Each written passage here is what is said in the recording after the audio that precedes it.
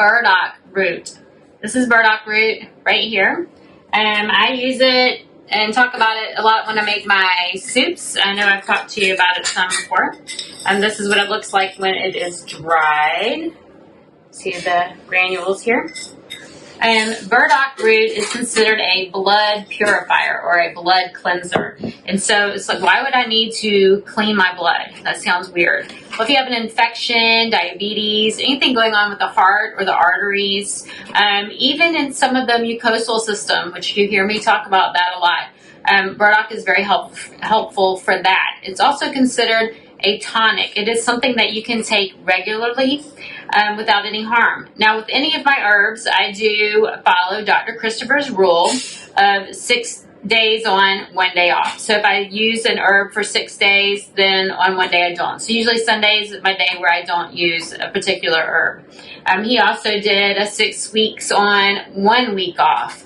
And things like that. And so it's just good to give your body a break so you don't become sensitive to certain items. So here's burdock root right here. Actually, the whole parts of the burdock plant can be used, but we usually see the root. And so you can see it looks a lot like a carrot. I could pull all these little things off and it's like a brown carrot. And that looks dirty. It's a root, but it's not dirty. I did scrub it. Now, we grow this here on our farm. This one was not grown on our farm. We bought this one because we are not growing it right now. Down the street from Crystal Organic Farm. They are a wonderful farm close by. So in Asia, burdock root is used in a lot of dishes. And so you can use it just like a carrot. The only thing is, you can see it's kind of white here. Let me cut it so you can see it. It oxidizes very quickly. And so while it is a pretty white color right now when I cut it, if I let it sit, it's going to turn kind of brown. And so you'll want to put it in something while you're waiting to saute it or roast it or whatever it is that you would like to do. It's in a lot of soups. I like to put it in my healing soups. My breakfast soup, I put it in there regularly. I just put a handful of my dried. Now, I could go ahead and just store this in my refrigerator just like I do my carrots. And like I said, I can cook it just like I do carrots and stir fries and things like that. But instead, I'm going to put it through my food processor with the shredder blade. I could shred it by hand if I want to, but I have a couple of pounds here, and so I'm going to cut it and put it through here. And then I'm going to put it on dryer sheets, and I'm going to dry it until it is completely dry, and then store it in my jars to put in my soups. And so you can hear it's really dry. So I didn't realize I have my pile out of, here you go, so that you can see what I have going on here. So I'm just going to do a couple of them just so you can see. I don't mind that it has these little strings because I'm drying it to put it in my soup. These are just more parts of the roots. It's just branching out.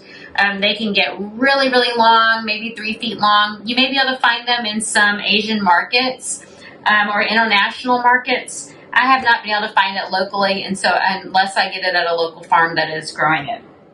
So let me put a couple of them here, and I'll show you exactly what I do. So here's one that I just cut for you. So I'm going to stick it in here.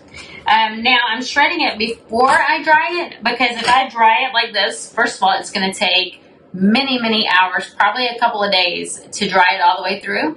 And then it'll be so hard that I will not be able to cut it or break it. If I go ahead and shred it first, then let me show you.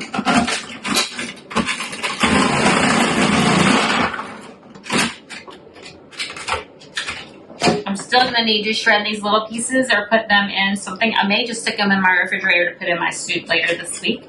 I can put these on my dryer sheet. Not dryer sheet that I'm doing laundry. And this is just a sheet that came with my dehydrator. Actually, I think I bought the sheet separate. I'm going to spread it out. It kind of looks like hash browns, doesn't it? I'm going to spread it all out. I don't want it layered on top of each other because I want it to dry completely. I am going to put this in the dehydrator on its lowest setting and dry it until it is crispy or breaks, until each one of these breaks because I don't want any moisture in my jar. And you can buy some food grade silica packets to put in these things just to make sure there's no moisture. You don't want to grow any mold or anything in there. Anyway, I'm going to do this with the rest of the roots. I may save some just to keep it fresh. I may even add it to a stir fry in the next day or two. But I wanted you to see this because it is so wonderful for so many different conditions. It's something you can be using daily. It is great for cholesterol. It's great for diabetes.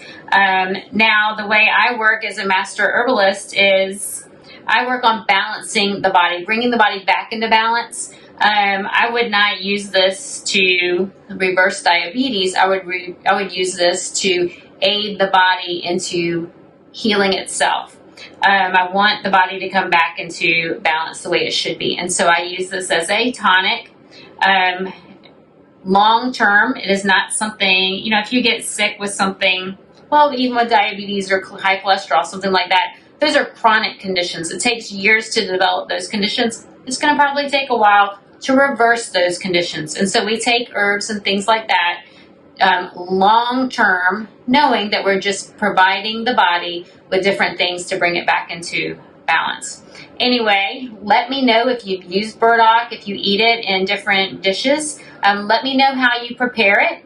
Also, let me know if you have it in different teas and things like that. I would love to hear from you. Like and subscribe to my channel. Please share with someone who is interested in herbs and things like that. And keep me posted. Enjoy.